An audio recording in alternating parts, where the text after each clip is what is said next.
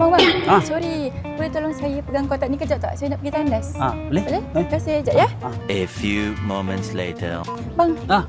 Aduh bang. Sorry lah. Maaf lambat sikit. Tak apa. Terima kasih bang. Pegang kotak saya. Tak apa, tak ada hal. Tadi tu kereta abang lah. Betul. Hari-hari pakai.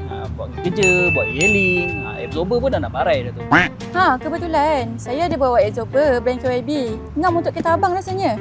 Sekejap saya tunjuk kat abang Oh, serius ah? Ya, rezeki abang hari ni. Woi, betul-betul rezeki ni. Alhamdulillah. Lepas ni dah tak berkuda lah lagi bawa kereta. KYB RS Ultra ni bang. Kalau drive memang sedap. Abang sebenarnya kerja apa? Saya kerja office. Selalu abang parking kereta kat mana? Tak tentu lah. Selalunya dekat tepi jalan lah. Kadang-kadang bawa pandang terik. Kalau nasib baik, ada tempat yang teduh. Bang, mata abang merah lah. Ya. Berair tu. Nah bang, tisu.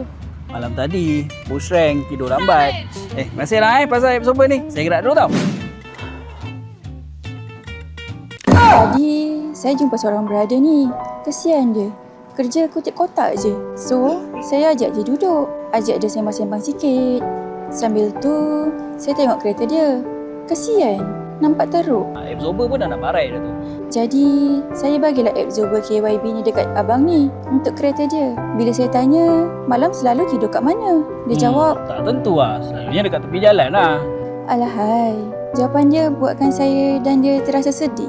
So, saya bagi dia tisu untuk tenangkan dia. Semoga absorber KYB ni memberi makna dan pemanduan lebih selesa untuk abang ni. Apa?